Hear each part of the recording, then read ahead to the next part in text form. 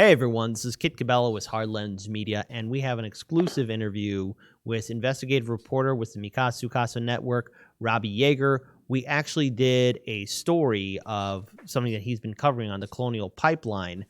We covered it, I believe, 2 weeks ago when he posted his article on social media, and he's been doing ongoing, continuous reporting on this disaster. Because again, pipelines never break, but yet we always hear this again and again and again that the pipelines are breaking because they're cheaply built, and they always have somebody backing them up or shielding them, be they a state level politician or a federal level politician.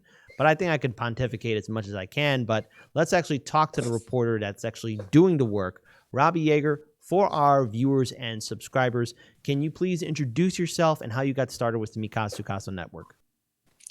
Sure thing. So first of all, Kit, guys, thanks for having me on. It's always it's a pleasure, So my name is Robbie Jaeger. Obviously, I started with Mikasa Sukasa. For those who don't know, that's Nico House, Convo Couch, those guys, Slow News Day. And I started with them about August of 2019. I actually kind of stumbled into the medium, to be quite honest with you. I was just finding politics and the intricacies of stuff really interesting at that point in my life. And I decided to just kind of write what I was finding about. So I really dug deep into the WikiLeaks stuff, and kind of I looked into some of the emails, intrigued me. I kind of wrote a deep dive about a few of them, and it went viral, and then from there it was on to the next one. So I've done research on, TYT and stuff like that. And now most of my work is kind of, unfortunately, I don't really do the 10-15 minute long reads anymore. But I do a lot of I'm the lead political finance lead political finance reporter for MCSC, where I do most of the, the campaign finance stuff. I'm looking through how Congress is buying and selling their stocks, lobbying, FARA, stuff like that. So that's what I'm normally doing now. So I enjoy it, to be quite honest with you, because, I feel like a lot of this stuff gets swept under the radar or maybe just not reported at all. And it's something that not just me, but, citizen journalists everywhere have access to. And so, I just try to do what I can to just get some of this information out there. I think that's fundamentally important. We need independent media now more than ever, especially with the censorship that we're seeing on YouTube, Twitter, Facebook, and on Instagram, where a lot of our fellow colleagues are being censored, being deplatformed, demonetized, shadow banned, and it's impacting a lot of the good work that we're seeing independent media do. Because we've said in the show, and so have our other colleagues, independent media is covering the stories that corporate media refuses to cover. And I'm glad that you brought up money in politics, because the one thing that's crippling our democracy is the fact that you have these corporations, not just foreign companies, that are buying our politicians. And let's look at one of the biggest culprits, the fossil fuel industry, where, again, whether you are a diehard Democratic voter or a diehard Republican voter, guess what? The Republican and Democratic establishment will listen to their number one constituents, and that's their donors. And so let's actually focus this on big fossil fuels, because right now, again, we've seen so many reports about pipelines bursting, but yet the propaganda that's fed to us on corporate media is that, pipelines are built responsibly. These industries know what they're doing. But with the Colonial Pipeline, and we actually did a short summary of the article that you wrote on, it's been getting worse and worse and worse. And I think that's an understatement, because, again, no one really knows just how bad it truly is. So let's start from the beginning, Robbie, from the beginning of its construction towards red flags that were being raised up, towards eventually when there was a leak that was discovered. I think it's very important that our viewers and subscribers start with the details. So let's start off. Who is Colonial Pipeline? Who are they associated with? And how did they get this, the ability to build in, especially in North Carolina, with all the access that they have? How did this all get started? Wow. So the Colonial Pipeline goes back to their construction goes back to 1964. And I should start by saying that just an overview of what the pipeline is. As of today, it's the largest products mover, petroleum products mover in the entire country. It supplies nearly 50% of the entire fuel supply for the Southeast United States. It runs from Texas all the way up through about a dozen states, all the way up to New Jersey. Its construction started in the mid 1960s. And for North Carolina in particular, the majority of it, so about 88% of the 700 and some odd miles that run through North Carolina, were built prior to 1980. So as we sit right now, most of the pipeline that runs through North Carolina specifically is more than 40 years old. And nationally, that's about the median range when it comes to Colonial Pipeline, because they haven't really built a whole lot of new stuff in the last few decades. So this pipeline, and this isn't exclusive to Colonial, but it is one of its biggest problems specifically, is that the infrastructure nationally, pipeline infrastructure, is crumbling, decrepit, and neglected by both the companies that build them and the regulators that are supposed to oversee them.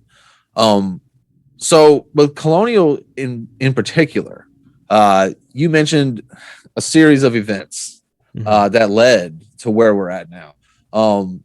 Look, in the past, where we're at now is possibly the largest pipeline spill in U.S. history. And how we got here, again, it's a travesty of not paying attention to something that is deliberately right there in front of you when it comes to regulators. And it's also obviously, just a history of neglect on the side of Colonial Pipeline. In the year 2000, the United States DOJ sued Colonial Pipeline for a massive sum, and I can't draw the number off the top of my head at this moment. But it was for 20 years of spills. And one of those spills was like about 1 million gallons of gas into the Reedy River in South Carolina in 1996. It was one of the largest spills to ever take place. It killed like 30,000 fish. And it was a massive catastrophe. So in 2000, DOJ sues them for 20 years of neglect and spills. They settle out of court. Of course they do, in 2003. So now we jump to where we're at now, 2021. Let's just say 2020. That's when we get to, well, I don't know. Let's backtrack 4 years. I'm sorry. 2016, some of you may or may not remember, there was a gas shortage for a couple of weeks on the East Coast. Gas prices shot through the roof. That was because Colonial Pipeline had an explosion in Alabama that claimed the lives of like 3 people that were working on the pipeline at the time. Shut the pipeline down for days. And, it really messed up a lot of things on the East Coast for quite some time. And then, of course, what I've been covering in August of last year, there was a leak discovered not by Colonial Pipeline, because by their own admission, their technology is inadequate. It was discovered by 2 teenagers riding their 4-wheelers through a nature preserve. I have to interject. Okay, so Sure. so 2 teenagers basically discover this disaster, and again, you're claiming in your article too that this potentially, as what we're seeing with the Colonial Pipeline in North Carolina, could potentially be one of the largest spills in American history. Yep. A major corporation like this, let's just say I'm buying into the media propaganda, for example. Let me just play devil's advocate here. But, Sure. You would assume that this multi-billion-dollar corporation would have, keen-eyed eagles on its wall, making sure that nothing would go wrong. Okay, so let's, again, start at the point where we left off. 2 teenagers find this spill. What is the response back, and how often does this happen? Well, and I realize for your audience, I'm probably throwing a lot at you at once, right? That's fine. Because the story of Colonial is, we can talk about what's happening now, but how we got here is its own different animal, because it's literally decades of neglect. And so yes, 2 teenagers riding through a nature preserve on their ATVs, and they smell gasoline, and of course they notify authorities, and that is how Colonial becomes aware of the leak from a section of underground pipe that runs underneath the nature preserve. So initially, Colonial Pipelines estimates for the spill was about 63,000 gallons, and this was in August of last year. They came back in November and told state regulators that it was actually closer to 250,000 gallons. So right there, that discrepancy may seem wide to some, but as they recover the gas, you're going to discover that maybe more leak than they thought. And then the state regulators start discovering discrepancies in their reporting. Basically, they had reported that they had recovered almost the exact amount of fuel that had spilled, which almost never happens, especially so quickly. So state regulators required Colonial Pipeline to yet again, revise their estimates. And then we get those estimates in January of this year, where Colonial came back and said that their spill was probably about 1.2 million gallons, which is a far cry from their third estimates only 2 months prior. Now, to put this in perspective, Kit, when I say it could be the largest in U.S. history, is because for two things. The largest pipeline spill in U.S. history happened in Minnesota in 1991. It was 1.68 million gallons. So we're already at the 1.2 million with Colonial. And on April 14th, they notified state regulators yet again that they had underestimated the total again, and that not only was the total of 1.2 million likely too low, and I'm quoting that, they also said that the model that they used to get those numbers was no longer appropriate. So if this gets much bigger, it will be the largest in U.S. history. And one of the biggest problems, as I just said, is that does Colonial even have the ability to find an accurate number here? And if they do, I mean, how can we believe these numbers they're giving us? It's quite insane, the saga of this thing, how it just keeps getting bigger and bigger and bigger. And nothing's it's just really not being talked about, but it's on the edge of history and not in a good way. So there's a lot to unpack here. So I want to deal with something that's very important, and I think we need to talk about the communities. Let's talk about the spill that's happening in North Carolina. Keep it focused on the communities in North Carolina. What are the communities there that are being impacted by the most by this spill, and also what kind of environment? What's the long-term environmental damage as well? Because again, North Carolina, there's a lot of protected, federal, preserves that obviously are at risk of being contaminated for some time. There's a long-term environmental impact.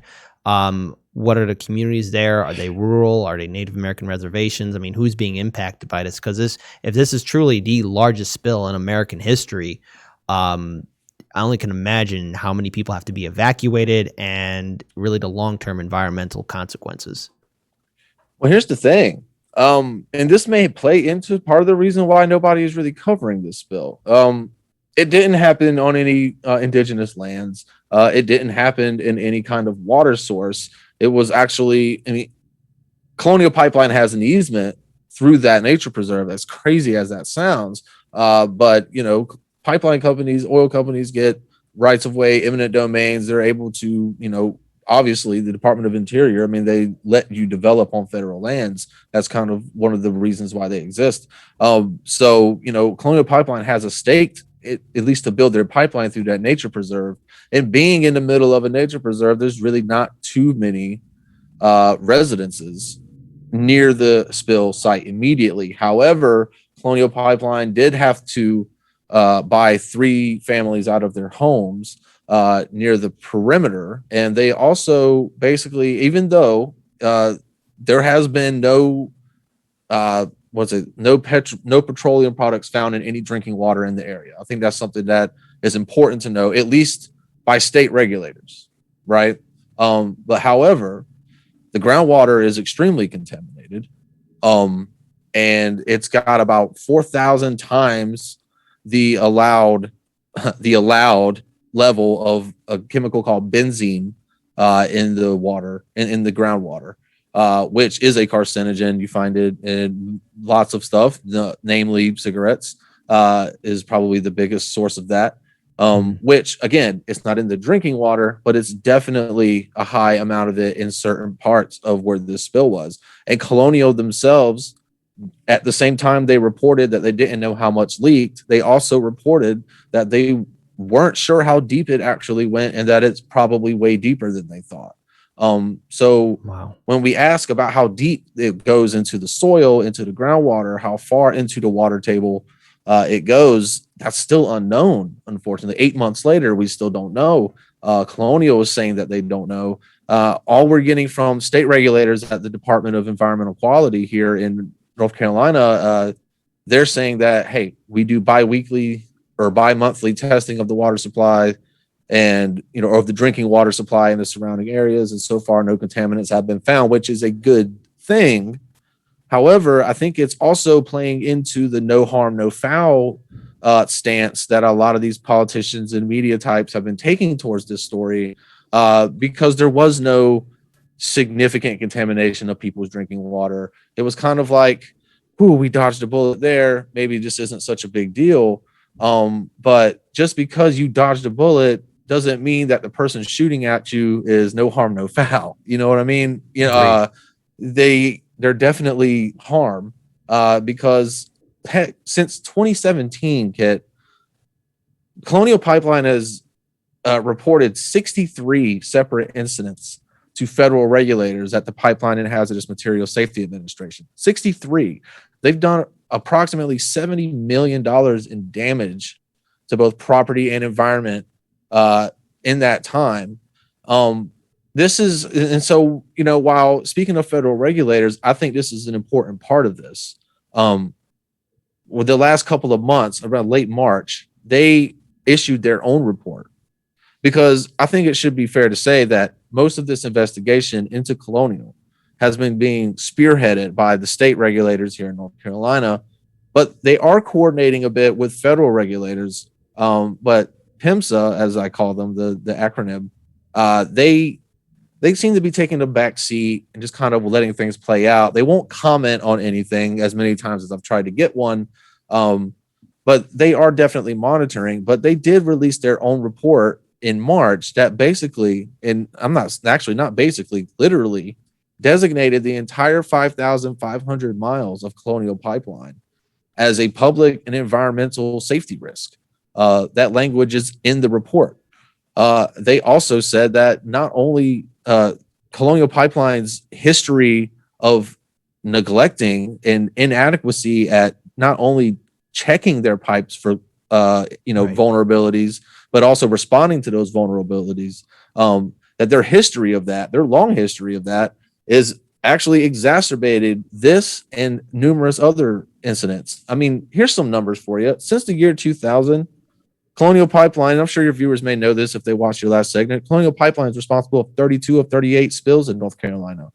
They're also responsible for 272 out of 2750. So about 1 in 10 nationally in that same amount of time. So while it is nice to hear the feds come out and say, yes, this entire pipeline, not only is it a safety risk, not only has it had a history of neglect that's made everything worse, and they also said, mind you, that the potential for a catastrophic leak like the one in Huntersville, 1.2 million gallons plus, that risk is present throughout the entirety of the system. And it could be happening right now because, again, Colonial Pipeline's detection methods weren't good enough to find it the first time. And the no harm, no foul, it could be leaking into a river right now, and we may not know for weeks, if ever. Okay, so there's a lot to really address Sure. here. So I definitely want to address the fact of what's happening at the state level, because as what you're reporting is showing is that the state regulators in North Carolina seem to be doing most of the heavy lifting in regards to trying to find out just how bad this problem truly is. But earlier on, you mentioned, again, Colonial Pipeline is responsible for a lot of spills and has had a lot of disasters on its hands. And the thing is, if this was some foreign power, people would demand justice. If this was just some random civilian that did something of this level, they would face jail time. But obviously, Colonial Pipeline, again, going back to what we talked about earlier, it's a major corporation. And because Citizens United McCutcheon's decision, where money is speech and corporations are people, corporations can get away with almost anything. Who in Washington, D.C. is protecting Colonial Pipeline? Because obviously, as a major corporation, they have some lobbyists there. And I'm being generous with that statement. Some lobbyists, when they probably have a lot of lobbyists there. Who's protecting them? Democrats, Republicans? Who are the lawmakers that are just allowing this to continue on at the federal level? Let's look at D.C. Well, let's look at DC. So the reason why we are where we are, honestly, in a big picture sense, Kit, honestly, is that this sector of our infrastructure, this sector of our public policy and our oversight, our regulation, how we do this industry is completely wrong. It has been ignored for decades, which is why these companies have been allowed to get away with everything for decades, because these companies feel they have power. Colonial Pipeline is, like, as I said, supplies 50% of the Southeast's fuel. They basically feel invincible. You can't shut us down. Look what you'll do to your communities, because again, that would only hurt the marginalized. The people with money might complain about the gas prices, but if you only have $5 left in your pocket and you need to spend that on gas to get to work, and that $5 only gets you a gallon instead of the two. I might be talking semantics here, but this is real life issues for a lot of people that, I know these people. I am one half the time, so, they feel they have DC in a vice grip, and they do. They're owned by Koch Industries and Shell, two of the largest company. We all know, we can speak volumes about the Kochs, who spend, through their super PAC, Americans for Prosperity, spent tens of millions of dollars, supporting GOP congressmen and senators over the last election, and they've been doing that for years. This is nothing new. But also, of course, they've also spent millions of dollars lobbying the federal government so far this year, as has Shell. But what's one thing that's interesting is, because we all know one senator on the Democrat side has been in the news a lot lately for all the power he apparently wields, would be Joe Manchin. Prince Joe Manchin. Yeah. And but it's funny. Well, it's not really funny, but this seems to be something that K Street is noticing, and it's not always about how do you get people in your lobbying firm that are close to the president, because Colonial Pipelines lobbying company that they've been using for years, Jim Massey and Partners, actually hired Joe Manchin's senior staffer away from him in March, and this senior staffer was immediately put on the Colonial Pipeline case. So yeah, that's if you're Colonial Pipeline, that's the smart move, because Manchin is the guy right now. And not only Manchin chairs the Energy and Natural Resources Committee in the Senate, and the guy they hired, his name was Elliot Howard, was his senior staffer on that committee, and is now representing Colonial Pipeline as part of their lobbying team. So when you think about that, right, that's just this year. You think about the history and how long this has been going on. Let's think about regulations. The way that the federal government does not only the oil and gas industry, pipeline industry in particular, but several others that they have to regulate, is that they let trade associations make up what they, obviously you've heard the term industry standards. And they use those industry standards as a rule, as an outline on the regulations that they make. This is no different with the oil and gas industry. And what I always like to say is that if you were going to be kind of dictating how welders could do things, like the welding profession, then getting some of the top welders in the world to tell you the best way to do that is okay with me. I don't think that the oil and gas industry has earned that privilege, that they get to write their own rules. Considering their history of completely just lying to the public and regulators and destroying everything they touch. There's got to be some nuance in there, but unfortunately, it's not the case. So the American Petroleum Institute and the Fuels Institute, all these giant trade associations that represent basically every oil, gas, and pipeline company you can think of, they basically get to sit down with federal regulators and write their own rules. It's been like this for forever now, and that's got to change. Honestly, Colonial Pipeline, literally, one of their vice presidents, Angie Kohler, actually has a seat on the Pipeline and Hazardous Material Safety Administration's Rules Advisory Board. She has a seat on a federal rules advisory board. I just don't see how letting the oil companies write their own rules is the first mistake. But it's just the way that the United States works it, and they haven't paid any attention to it. So now we've devolved into what we're at. And of course, now we're seeing a disaster happen, and it's a story that we're all too familiar with. So I think, again, focusing on DC, especially what we're seeing in North Carolina, again, this is a disaster that I think a lot of people aren't really truly prepared for.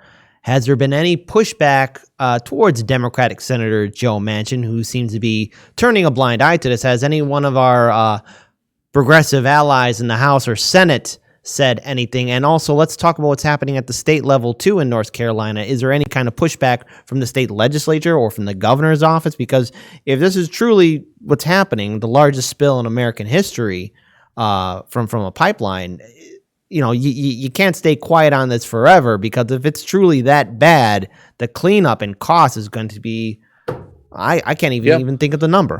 The cleanup, Colonial has no idea how long that's going to take. It's going to take a while. But okay, so lots to unpack there, right?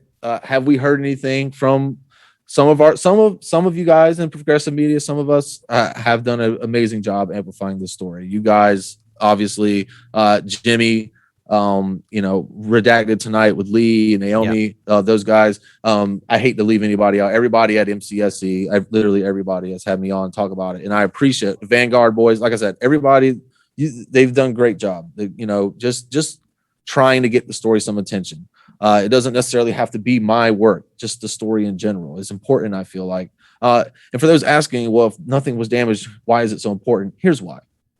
Because for a lot of the publicity that Dakota Access Pipeline gets, rightfully so, I'm not downplaying that at all, but they've had one spill since their last spill or last incident reported to federal regulators. Colonial Pipelines had 10.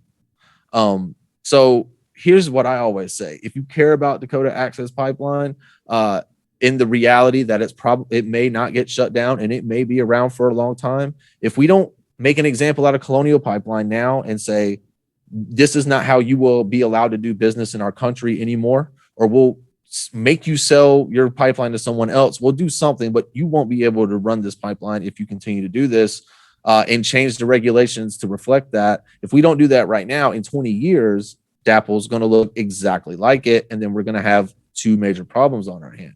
And I didn't want to digress too far from the question you asked, but to that end, again, DAPL is in the news almost every day, by both media, by activist groups, by politicians, but none of them are talking about this one. And again, DAPL hasn't spilled a drop. They spilled 180 gallons in May of 2020.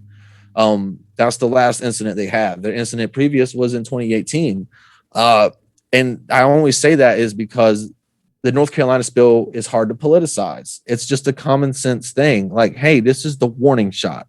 The next one could be in the Mississippi River. And I think that, look, the EPA, I reached out to the EPA, to Joe Biden's EPA, mind you, not Trump's.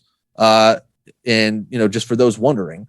And, they basically said, hey, the drinking water is fine. And I'm paraphrasing, but the full statement is on my Twitter somewhere. I'll, if people wanted to see it, they basically just said, hey, the drinking water we found wasn't contaminated, and Colonial did some air quality tests and it came back fine. And that was good enough for us. So we kicked it down to the DEQ at NC or in North Carolina, and we'll let them take it from here. So, my initial question is, the word protection is in your name, right? You're the Environmental Protection Agency, not the Drinking Water Protection Agency. You're supposed to be protecting the environment.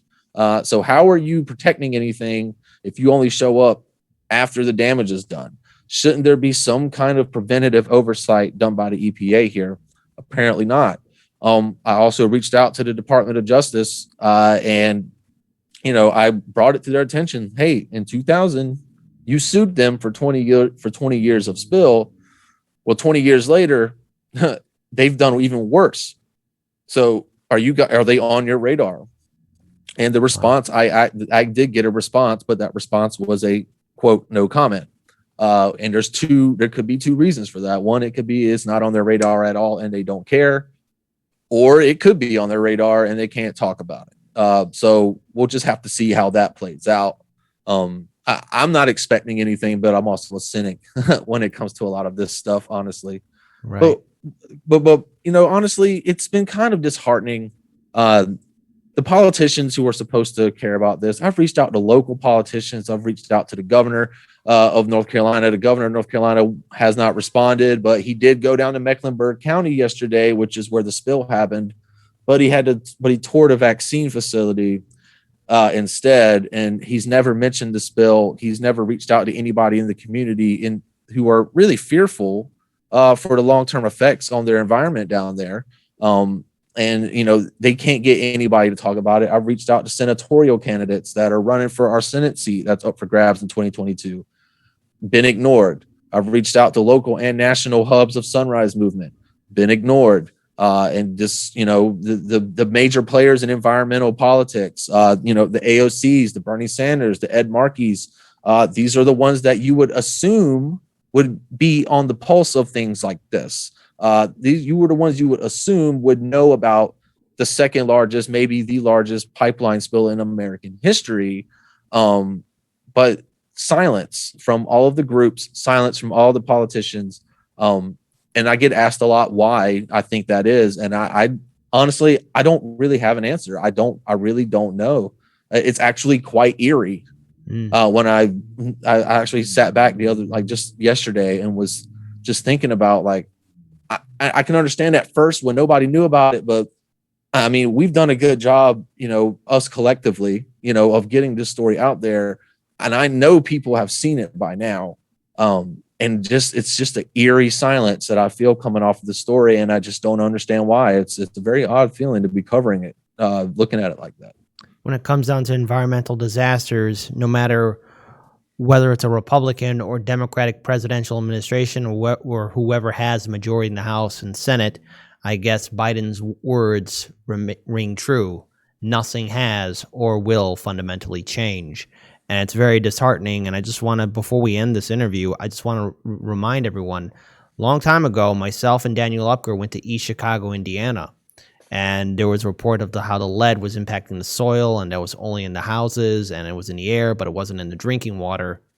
A month later, it was discovered that it was also impacting the drinking water as well in East Chicago, Indiana, where there was a large lead smelter factory where a community was built on top of it. So with this spill that's happening with the Colonial Pipeline, again, right now, evidence isn't showing that it's impacting the communities or, the drinking water that's accessible. But if people still keep on turning a blind eye and assuming everything will be okay, who knows how that will play out. But this sounds like a disaster that needs to be addressed immediately, and no one is. So, Robbie Jaeger, obviously the story's still ongoing, and there's a lot more I do want to have a discussion with you about. And I'm pretty sure right now I want to definitely schedule for a follow-up interview with what's happening with this pipeline, as well as some of the other work that you're doing with the Mi Casa Su Casa network. So for our viewers and subscribers, if they want to learn more about you, find you online on social media, and when you're going to be on Slow News Day or on Nico House's show or on the Convo Couch, where can our viewers and subscribers go so they could see your work and also get a follow-up to this disaster with the Colonial Pipeline in North Carolina? Yeah, absolutely. So first of all, the last thing before I go, May 28th is the hard deadline for the new estimate. So we will know by then whether or not this is the history making, not the good kind. And also thank you again for having me on the show. You're real. Welcome. So yes, you can find me on Twitter. That's where I do a lot of the breaking news stuff. Pretty much every day I try to break something or find something relevant every day to break. You can find me on Rockfin for my long form articles when I do them. Both tags are the same: Roblet O'Fire, ROBLET O'Fire. And other than that, guys, that's it for me. I appreciate again having me on, and keep up the good work. Thank you. I just want to point out again, Robbie, your story has also been covered by Jimmy Dore, Lee Camp, Heartlands Media, the entire Mikasa Casa network. And I think we need to keep on covering these kind of stories because, again, what's happening in North Carolina, it's probably happening all across the country with these pipelines as they are cheaply built. I need to remind everyone about the Line 5 pipeline that's underneath Lake Michigan. And should there be a disaster, that's a large body of fresh water that could be heavily contaminated. Robbie Jaeger, you're speaking truth to power. We here at Heartlands Media are going to do a follow-up interview with you soon. Again, May 28th is when we'll get the true estimate, and it'll be history-making, but not in a good way. I want to thank everyone for joining us for this interview. My name is Kit Cabell, the host of Heartlands Media. Peace to you guys, and let us all do what we can to build a better future.